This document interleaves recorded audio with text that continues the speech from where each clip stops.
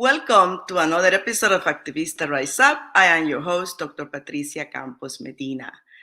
As always, you can follow this interview on all my social media platforms or on Apple Podcasts or Spotify. As always, part of the goal of these conversations at Activista Rise Up is to introduce you to leaders in the grassroots level working to make a change either on policy, either on the level of engagement that our communities are having, and to learn a little bit about what inspires them to do that work, what are their strategic thinking about what they're trying to do and why, in the hope that we can activate a little bit of more interest in how important the work of activist leaders is on leading movements, on building organizations that can sustain movement energy, and finally, in achieving long-term policy change and economic opportunity for working people. So one of those leaders that you will get to meet today is someone that I had the pleasure of working in New Jersey, leading the campaign for excluded workers, the Excluded Workers Fund. Jorge Torres. He is the national campaign strategist for the National Day Labor Organizing Network, NDLON, a great organization that I know for a long time. So Jorge, please join me and please introduce yourself to our family here at Activista Rise Up. It's such a pleasure to have you.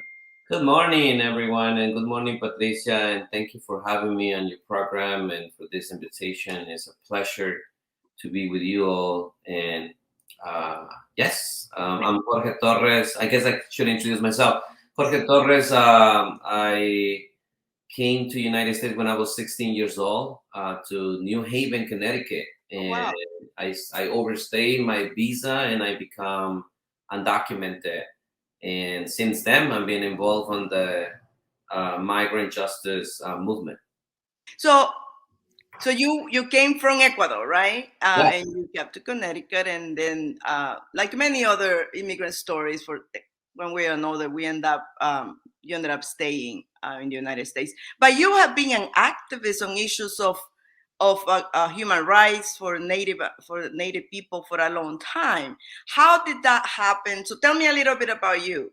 In addition to being, having lived the experience of being an undocumented worker and an immigrant yourself, how did you get connected to the issues of human rights and immigrant rights justice? When I was 12 years old, my father was involved in politics in Ecuador, in national politics and local politics in my native city, that is Quito.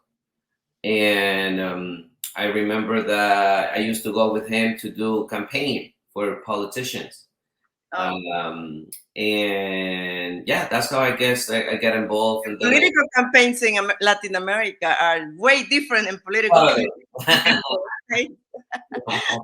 Yeah, totally. It was danger. It was a night, and I remember doing those work. And then when I was, around 13, 14 years old, I already got involved in social movements and with native Ecuadorians, indigenous rights more than anything. And yeah, I start early, and then by reading and all that, then I also was part of a movement that he used to call Jóvenes Revolucionarios del Ecuador, Young Revolutionaries of Ecuador. Yeah. And we did this work, and after that, I guess I just follow up to be ended in the United States. We came thinking that we were gonna just doing some vacation and visit some family, and we just overstayed. Yeah.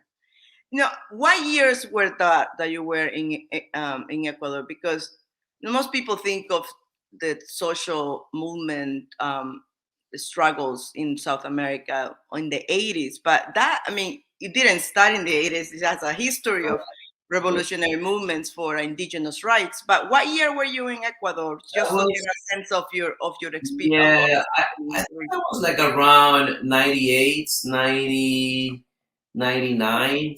Yeah. Yeah. That's at the time of the big economic downfall after all the revolutionary or of the social struggles of the 80s towards the 90s.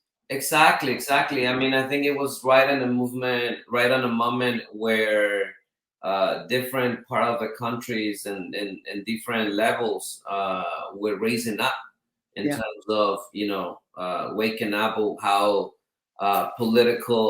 external political campaigns and also economic um, beliefs and they wanted to kind of overtaking South America, Central America. So it was interesting. It was an interesting time that I was in that transition as well. yeah. No, because that informs a lot the type of immigration that came from the region at the time, and how that migration of the economic turmoil of Latin America in the late 80s and early 90s connected to global economic policies sort of push a lot of people to the United States and stay. It was So actually the NAFTA that it was in the boom of United States was putting the NAFTA around our country, so the migration was kind of getting highly percentage, yeah, yeah, and it was at the time that especially in Ecuador people were risking their lives just to come to United States because of NAFTA contracts done by I think it was President Sixto Duran Bayen and yeah, President Jamil Mawar, who was the president that actually changed the national money from Ecuador to dollars, to the yeah. currency dollars. Me gusta hablar de estas cosas y porque elevan la experiencia que traemos de organización de base y de organización de las comunidades indígenas, comunidades pobres de América Latina, que vienen con esa experiencia a ser inmigrantes y a ser líderes comunitarios como tú. Tú y yo nos conocimos bueno, nos conocimos de hace rato con NDLON, con la Day Laborers Organizing Network, pero aprendí mucho de ti durante la campaña por la campaña de los trabajadores excluidos aquí en New Jersey. So you and I met a long time ago through the NDLON network, but I really got to work closely with you and support your work during the New Jersey Excluded Workers Fund campaign during the pandemic. And I mean, that battle is still going, but I wanted to say that I was very impressed by your connection to the grassroots and letting the grassroots leaders lead the movement. So, how did you get involved in organizing immigrant workers? And what was your connection to NDLON? ¿Cómo te integraste al movimiento por los derechos laborales de los inmigrantes? ¿Y cómo te conectaste con NDLON? So I was part of the DACA bus. That's how I got to meet NDLON. ¿Y The qué año fue eso? What year was the Undocu bus? I think it was like 2003, 2004, maybe a little later than that. That was when How old were you then? Sorry to ask you, but I know you're younger than me. But how old were you then? I'm 37. Okay, good. Yeah, yeah. So I was part of the Andaki bus. It was a bus that it was going through all the country from Arizona to North Carolina to the National Democratic Convention when Obama was in power and he was doing all these deportations and detentions across the country. And we traveled with around 52 families in deportation procedures. And that's how I got to know NDLON. I was doing strategy and media for them at that time, videos that it was around social movements and profiling these families that were in deportation procedures. So it was an interesting journey. I was there for I think it was like a 2 months traveling in a bus. That was the first bus actually that came out in around the immigrants' rights movement, and then I was always with Unidad Latina Nación New Jersey. I was the funder of the organization, and we become part of NDLON. And yeah, that's how I get to know NDLON. And since then, I mean, I'm being involved in conversations Then after that, it was the Not One More deportation campaign. I was also involved in part of the strategy team there, and yeah, I mean, I think it was just natural how we start getting to know all these national organizations, and I was very close to NDLON. Yeah. So when you moved from Ecuador, you moved to Connecticut, and then eventually you got to New Jersey. So, what is that move, and what led you to to organize Unidad Unidad Latina en Acción? And So what do you do at la Unidad en Acción? So now I'm currently the part of the board. We have our own, executive director and all this different committees that we work with. But what led me to move to New Jersey first was because I got married, so that's why I moved to New Jersey. And then I got to a place that is called Hightstown, East Windsor, kind of Central Jersey, South Jersey, Yeah. and it was a lot of organizations that they were led by white people, and none of them at that time, like around 2004 2005, were led by undocumented or workers. So that's what kind of me and other three camaradas were interested to start seeing it. So that's how we start ULA, and back in 2004. Yeah. You have a very specific approach to organizing. I mean, in academia, we call it what your theory of change. How do you approach organizing? And so what's your approach, and how do you go about getting workers to understand their own power? Patricia, I believe that organizing often and often has become the central of power. And I think that if we don't believe that and we don't believe that we have power, so the question is how we make people believe that they have power. Number one, and number two is how you get the power, right? Mhm. And sometimes by the nonprofit industrial complex, getting that power is always in terms of running for an office or winning elections. But sometimes people just believe that they can start organizing and change and make those political changes and political structures. And I believe that, especially in movements in United States and the changes that we have seen in United States, have become a specific role where when grassroots, when workers, when blacks and indigenous farmers had understand that they can have the power, that they can make those structural changes. So yeah, that's I think that's how I understand my organizing side of it.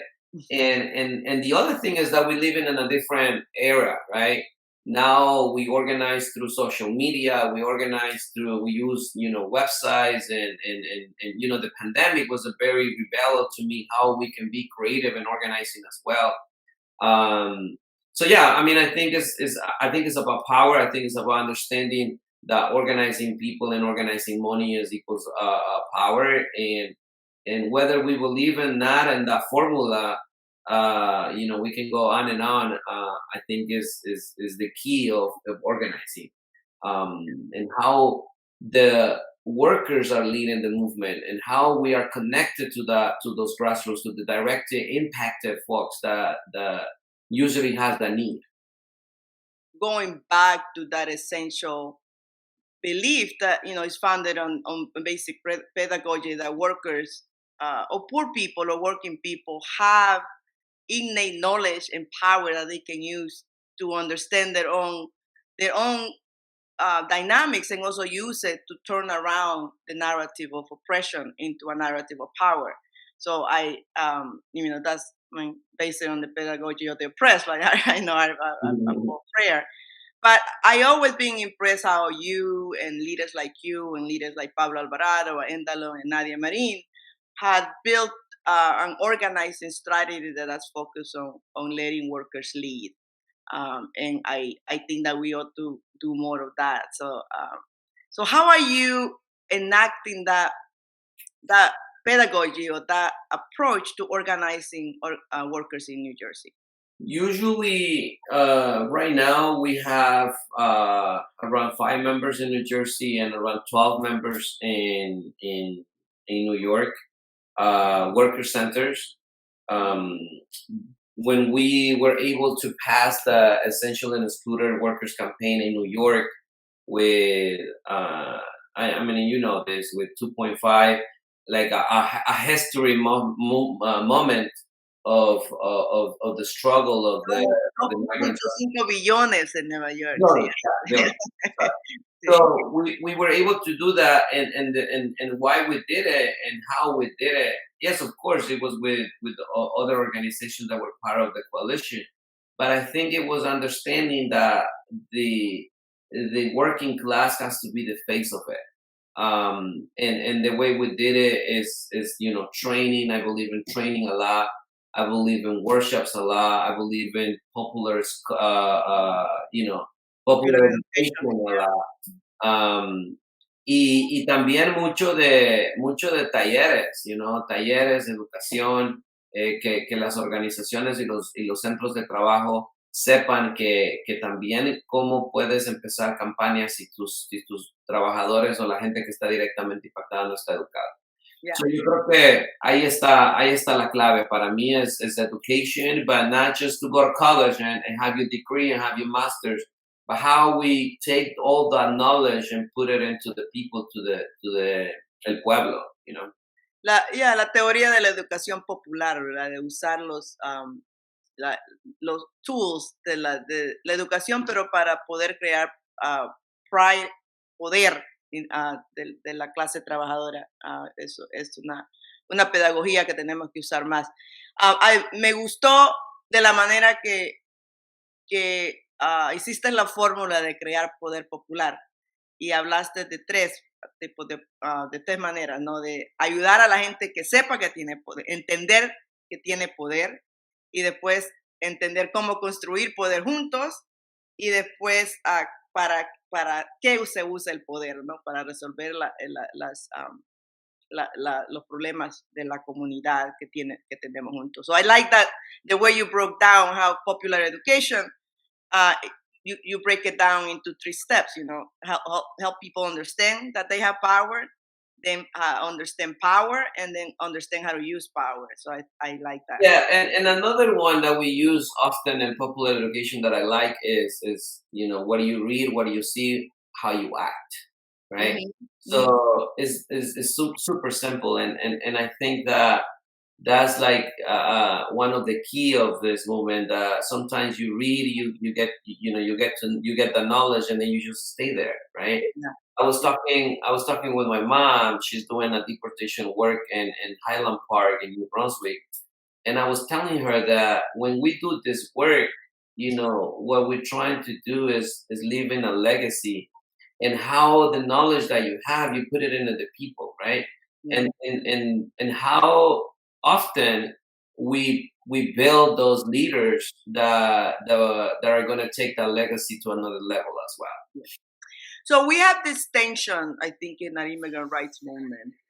Tenemos una tensión en el movimiento pro inmigrantes, que in between the organizing and educating to engage immigrant workers and engage them to a point in which you create pressure, but then we face the political constraints that we are of making policy change in this country, and then people who are not the immigrants decide when it's time to accept whatever is offered in the political constraints at the moment. So la tensión que tenemos es que organizamos, trabajamos, envolvemos a los trabajadores y después cuando llega el momento de hacer una negociación política, no los incluimos en la evaluación de hacer esa opción.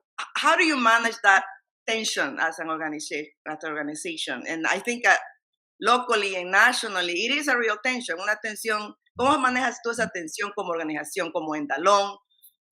El de, no es solo, porque si no lo hacemos, nos somos categorizados como que no somos estratégicos. If you don't accept sometimes the constraints that the political system throws at you, some folks accuse you of not being strategic or smart enough. So how do you manage that tension? So let me give an example of how I think we are always trying to think strategically.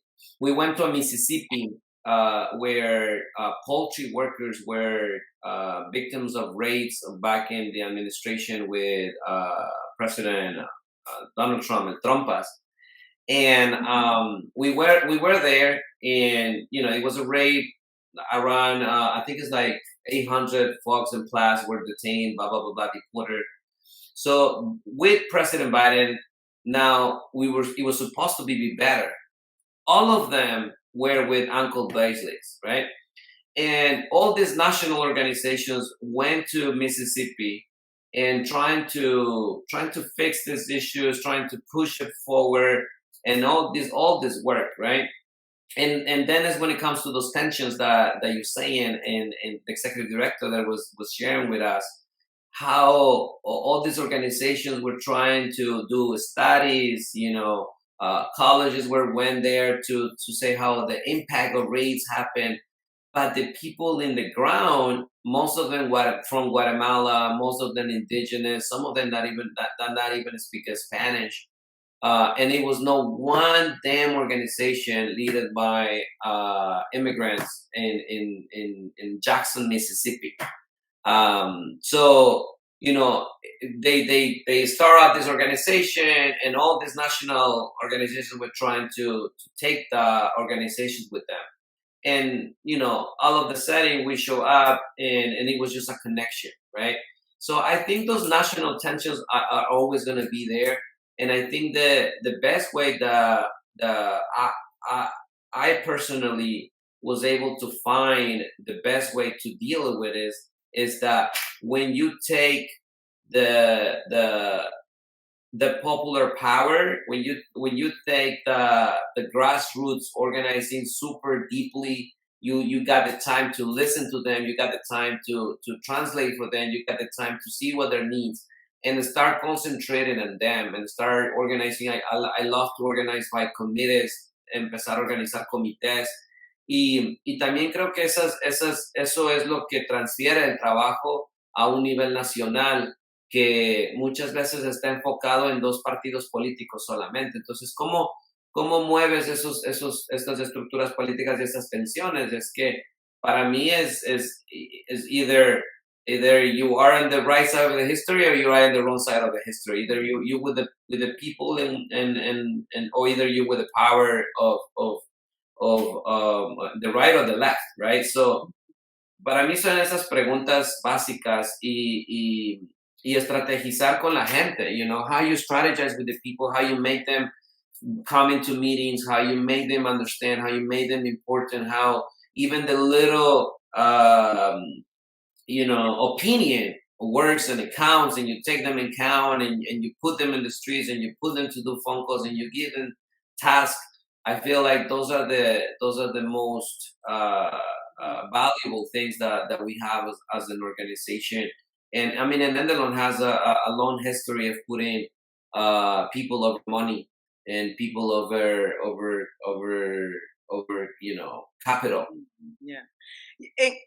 And another thing that NDLON does have a long history actually building power with people at the grassroots level and changing the narrative that power is built locally. And of course, that you organize locally to change the narrative of power nationally and at the top. So, I mean, and I think that same formula was used during the DACA movement. The students used that to change the narrative on DACA. Now we've been trying to do the same in changing the narrative on TPS. And I think that you now have a campaign right now to also come back to driving the narrative back to the level of deportation or impact that deportations are still having up to right now on communities of migrant workers. So can you talk a little bit about that current campaign? Because, we're still at the national level, people think we have Biden and we're going to have a change in policy, but that change in policy is not happening. So we have to go back to the grassroots level and create the momentum so we can have a different debate. So tell us a little bit about your latest campaign around immigration reform and what's the focus of it? We believe always in alternatives, and this is speaking on myself. I think I believe in alternative of education and health and politics, and since I remember the only answer was to focus on legislation. It was to focus on passing the immigration reform. And it was like when Joe Arpaio happened in Arizona, the focusing was like the answer to solve everything was concentrating in passing the immigration reform. And when DACA happened, the students happened, so the concentration was in passing immigration reform. So we think that it was important always to have an alternative. And the alternative at that time was stopping local deportation, working against 287Gs, working to SCOMs or secure communities, policies that were passing locally, and then stopping those local deportation. And then DACA happened, DAPA happened as well, and now I think it was the other answer is also like all this is going to be solved by all this crisis is going to be solved by passing immigration reform. So we create this campaign, Dale Desde Abajo Labor Enforcement.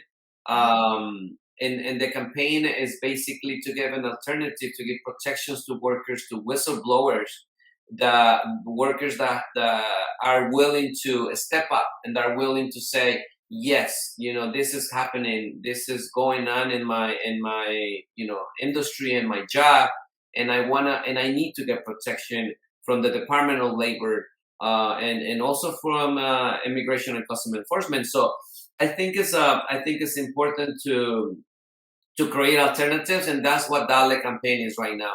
Is a campaign that is giving the opportunity to protect workers that are whistleblowers, that deserve protections, and that are willing to also challenge the system that usually say that we are here to protect workers, but they are also kind of in congregation with a system of oppressions like la migra, ICE.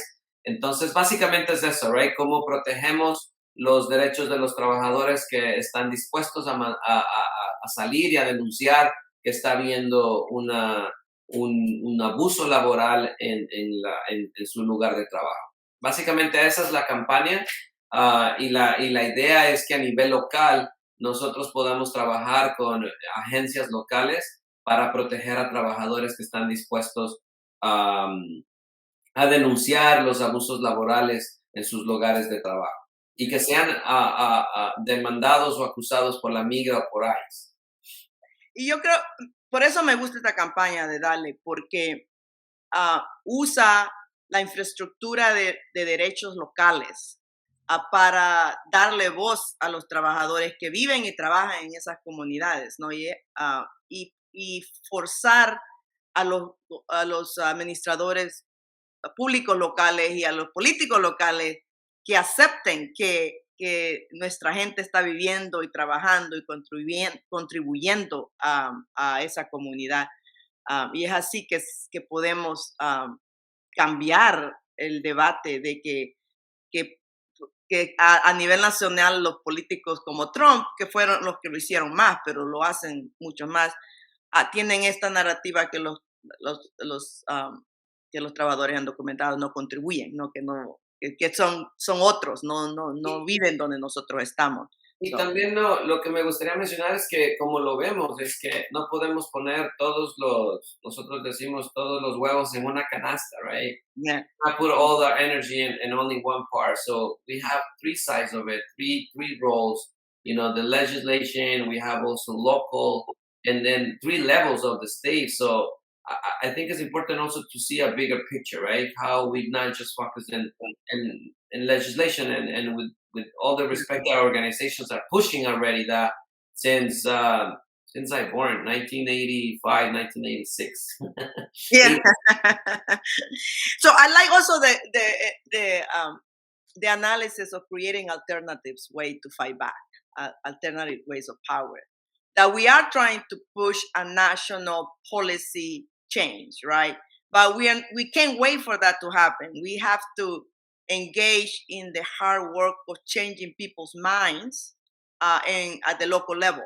And the only way you can do that is that you have to have local campaigns that force people to accept the contributions of immigrants at the local level and recognize their own humanity. That's all the process of local challenges to local ordinances, so that we can actually force a recognition from local elected officials in the community that people do live here, do work here. Yeah. And just to add to that too, I mean, I think it's important how to start thinking creatively how we are financing or funding this local organization, because we keep thinking and that the only way to make changes is by creating a nonprofit organization, getting funding for grants, and that's the only way we're going to be able to make changes. So I think it's important to also how we are thinking, how are we being creative, and switch that around, and think about how we can make changes, not just by getting grants from foundations, but also how we are getting creative with the people that is in the ground. Yeah. And I think those are important too, and how those people that are on the ground are the one who put in political power and political structures, how they are making the change, porque son los únicos que se van a deber a la gente que le puso ahí en el pueblo y que son parte del desarrollo de un movimiento. We see now in Chile, for example, right? That the president currently in Chile, and Chile is the one that was part of a movement, of a student movement for like almost a decade, right? So I think it's important to learn from those experiences. Well, I mean, this is why I like the Y Nosotros Que campaign, and I like the whole strategy of elevating the agency of workers themselves to be the voices of their own liberation. I mean, that's a basic educational population, that the workers know the urgency of their struggle, so they're the ones who should be leading it, right? And our job as activists, because I consider myself an activist and as an academic or as a leader, is to support that movement. So that's what I appreciated, what you and all the members of NDLON, and Casa Freehold and New Labor and all those poorly funded organizations. These are organizations that do a lot with very little, that ought to be able to receive more funds, but who are like educating and leading workers to be their own voice. So I appreciated that. And so what are your plans? What are your plans moving forward? And how can people support both the work, the campaign for the excluded workers, but also the work that NDLON and you are doing here in New Jersey to create that balance, that shift in power for our immigrant rights communities here in New Jersey? Yeah, I mean, DALA campaign, in terms of the DALA campaign, we just were able to win some cases in Texas and Las Vegas, Nevada. And the idea is to keep building local power, but local also ways to fight this the way that local ways to fight what's going on, what's happening locally, right? And what's coming is also couple of popular and national assemblies where we're going to start getting folks from different parts of the country. We were just able to pull out 30 more than 30 actions across the country on the April 28 on Workers Memorial Day. with the lemma of papeles y respeto, papers and respect.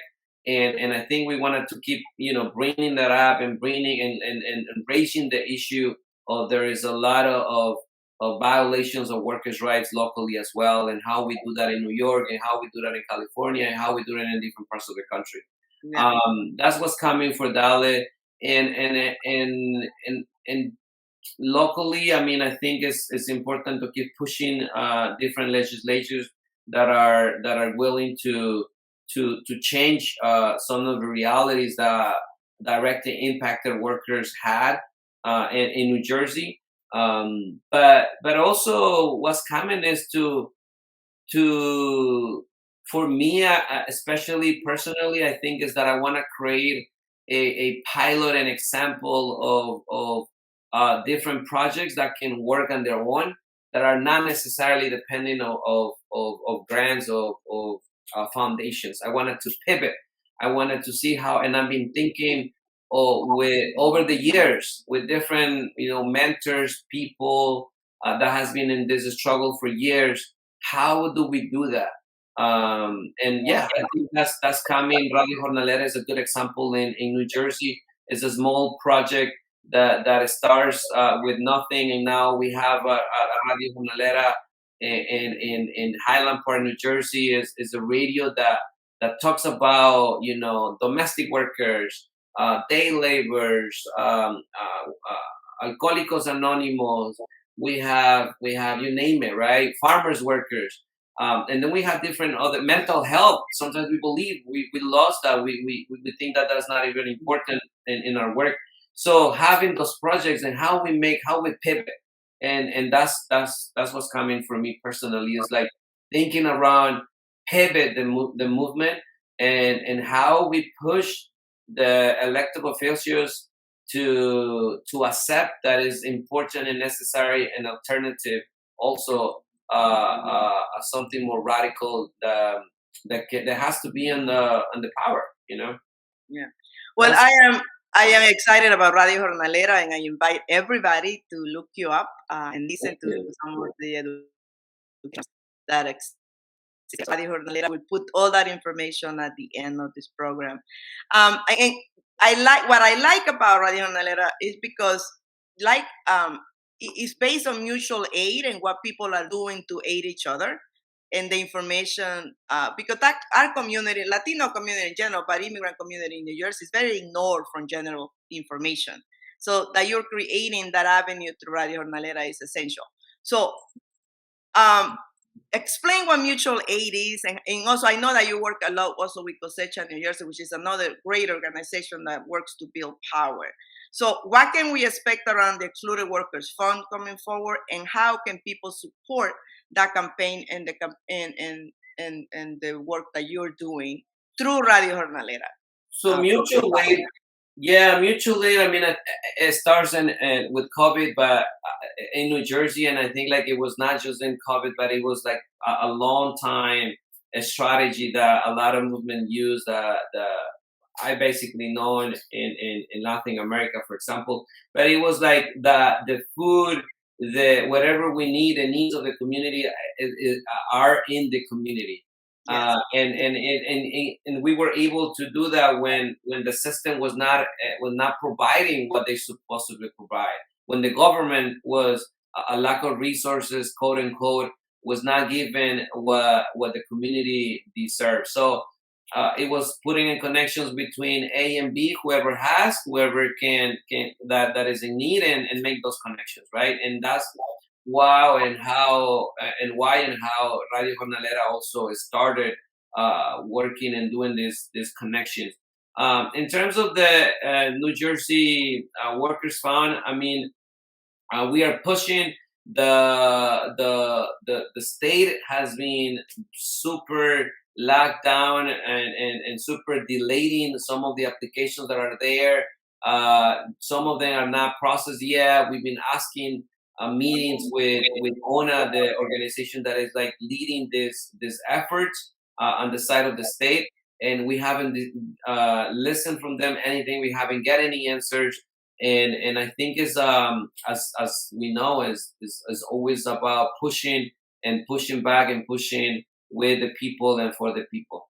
Oh, well, great. Well, Activista Rise Up is about that type of activism by the people, for the people, and elevating and supporting the leaders that are accompanying this movement. Because I believe that that's how we're going to grow, that we accompany the courage of workers to take a stand. So I applaud you for all that you do to accompany workers and get them to understand their own power and support them through that process. So cuenta conmigo para este trabajo. Este programa es para elevar ese trabajo esencial que tú haces, ayudando a los líderes locales a entender su propio poder y avanzar su propio movimiento para cambiar las circunstancias en las que se encuentran. Así que gracias por eso y cuenta con nosotros aquí a Activista Rise Up para poder elevar y apoyar la lucha local que tenemos para hacer. Gracias. And I also wanted to do this live. I wanted to recognize the work that Patricia has been putting on the people for the people, on movements that sometimes are left out of the systems, out of the political parties that we have, the political parties that we live. I highly appreciate the work that you've been doing. And it's not just about talking, and this is why I really admire you, and I really look you as a mentor, because I believe that it's not just about talking, it's about action, and you can talk as much as you want, but only some of them are with actions, with coming to meetings, with coming to retreats. And yes, I'm gonna be there on Sundays, and I don't care if I have to do this, and I don't care if I have to do that. So I wanted to live, kind of appreciate from the bottom of my heart personally, but also a lot of people that recognize you as one of the leaders here in New Jersey, but not just in New Jersey, also in New York, and that has actually supported the movement with intention, with not just with words, but with intentions and with actions, and that's what it counts. And thank you for the invitation as well. Thank you for the work that you do. And, I'm an immigrant myself. When I do this work, I've been giving a lot, and I feel like I have to, it's my job to give back. And so whatever I can do in support of that work, cuenta conmigo. Cuídense. Gracias. Muchísimas gracias y seguimos activos. We continue elevating activists and continue elevating our movement so that we can build power for working people. Este es Activista Rise Up. Thank you. Bye.